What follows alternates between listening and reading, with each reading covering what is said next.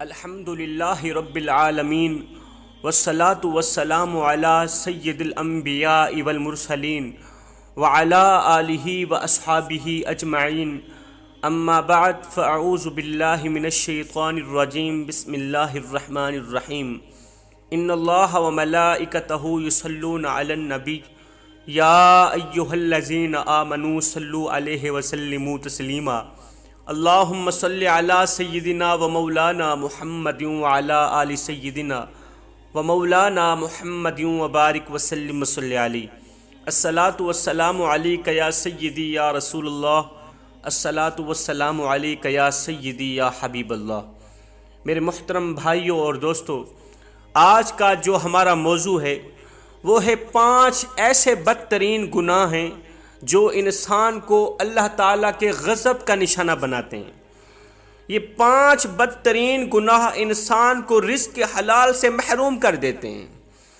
ان 5 گناہوں کی نحوست کا جو سب سے بڑا مین نقصان ہے وہ یہ ہے کہ انسان کی کوئی بھی دعا قبول نہیں ہوتی۔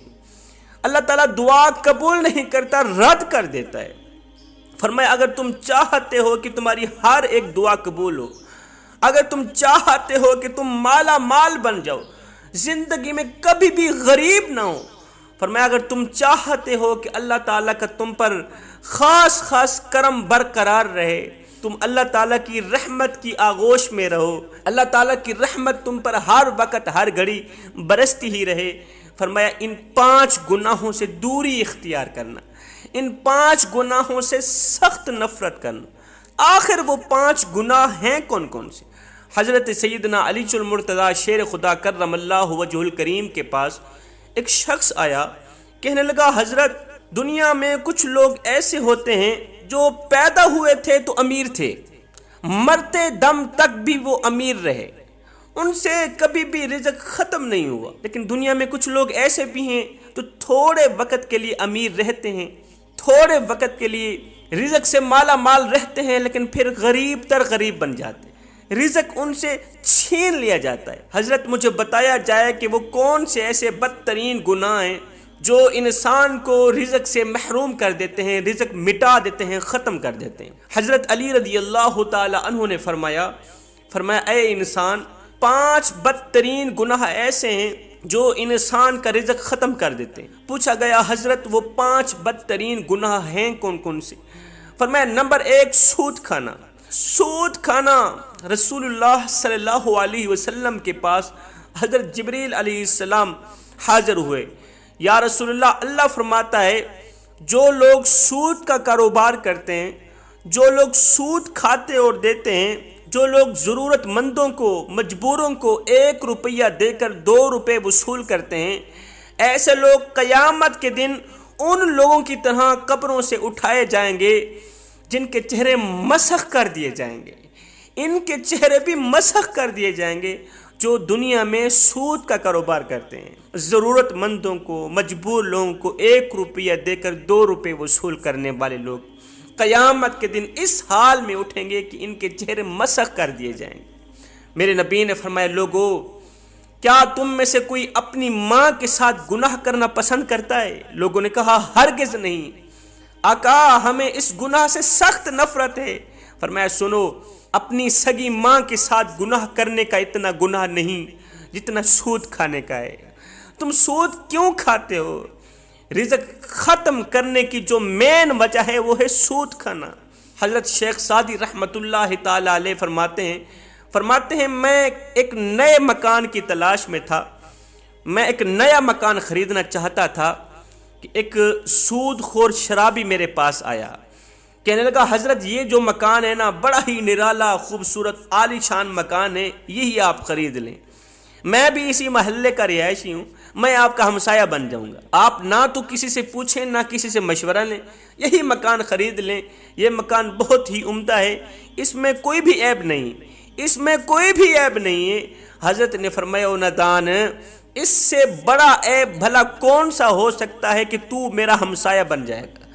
تو میرا پڑوسی بن جائے گا،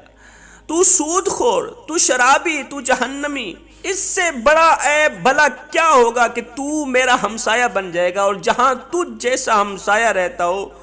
وہ مکان مجھے مفت میں بھی ملے تو بھی مہنگا ہے، اور ہاں تیرے مرنے کے بعد اس مکان کی قیمت 10 گنا اور زیادہ بڑھ جائے گی۔ حضرت علی نے فرمایا دوسرا گناہ کسی نیک متقی عورت پر تہمت لگانا۔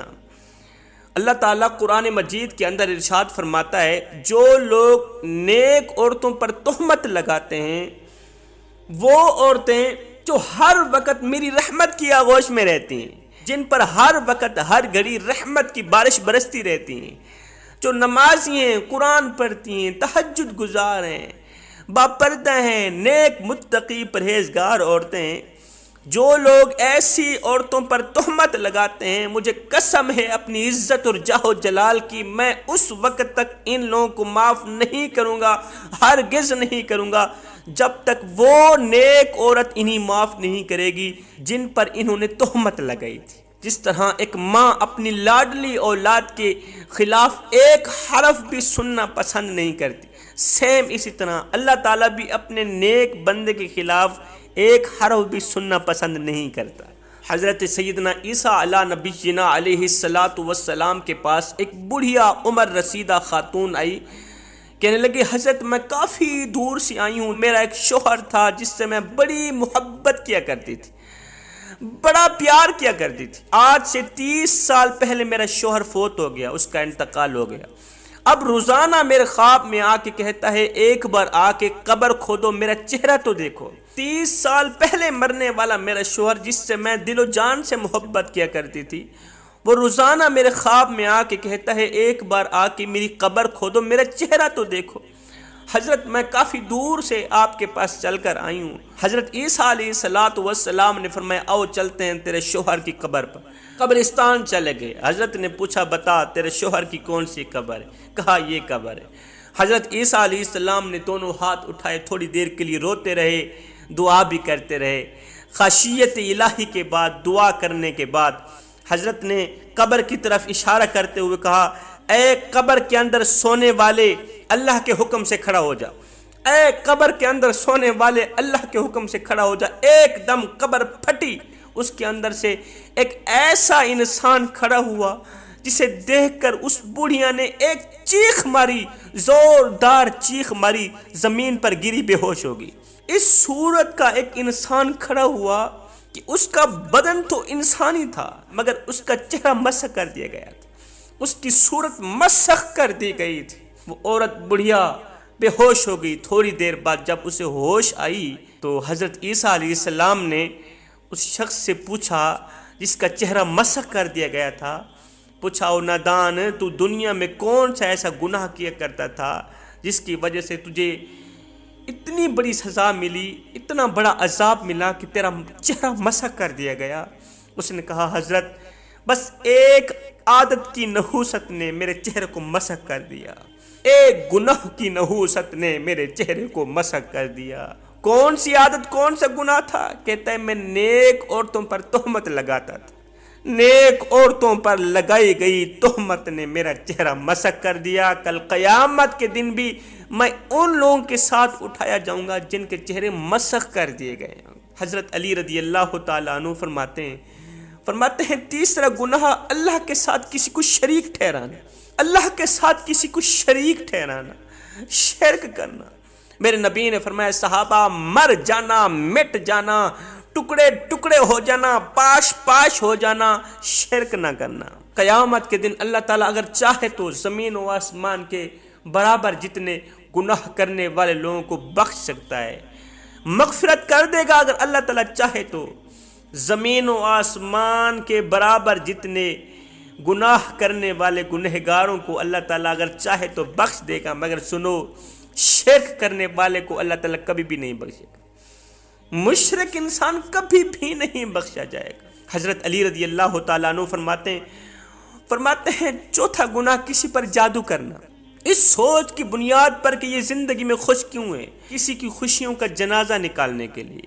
کسی کا جینا حرام کرنے کے لیے اس پر جادو کرنا، اس کی خوشیوں کا جنازہ نکلوانے کے لیے، اس کا رزق ختم کروانے کے لیے جو شخص جادو کرتا ہے، فرمایا ایسا شخص دائرہ اسلام سے خارج ہو گیا جس نے کسی پر جادو کیا۔ جب وہ مرے گا ایمان کی حالت میں نہیں مرے گا، مسلم بن کر نہیں مرے گا، جب وہ مرے گا روح نکلنے سے پہلے پہلے شیطان آئے گا، کہے گا بیٹے میں تیرا باپ ہوں، اس کے باپ کے روپ میں آئے گا، باپ کی شکل میں آئے گا، بیٹے میں تیرا باپ ہوں، دیکھ تیرے دادا یہودی بن کر مرے، تیرے پردادا یہودی بن کر مرے، بیٹے تو مسلمان بن کر کیوں مر رہا ہے، کیوں جا رہا ہے، تو بھی یہودی مذہب قبول کر کے مر، تو بھی یہودی مذہب لے کے جا۔ الغرض یہ شیطان کی باتوں میں آ کر یہودی مذہب قبول کر کے اس دنیا سے دفع ہو جاتا ہے۔ حضرت علی فرماتے ہیں 5واں گناہ جو سب سے بڑا گناہ ہے، جو اللہ تعالیٰ کو بہت ہی ناپسندیدہ ہے، وہ ہے کسی کو دکھ دینا، کسی کو تکلیف دینا، کسی کا جینا حرام کرنا ہے۔ کسی کو دکھ دے کر، کسی کو غم دے کر، کسی کو درد دے کر، کسی کا جینا حرام کر کے، کسی کی زندگی اجیرن بنا کے، برباد کر کے، کسی کی آنکھوں سے آنسو نکال کے، کسی کی عزت والی پگڑی خاک میں ملا کر، تجھے کیا لگتا ہے کہ تو ساری زندگی ایسے ہی مسکراتا رہے گا؟ نہ بندے نہ، بس وقت کے الٹنے کی دیر ہے، تیری باری بھی دور نہیں، اس لیے کہ زندگی کے کسی نہ کسی موڑ پہ اپنا کی آخر بھگتنا ہی پڑے گا۔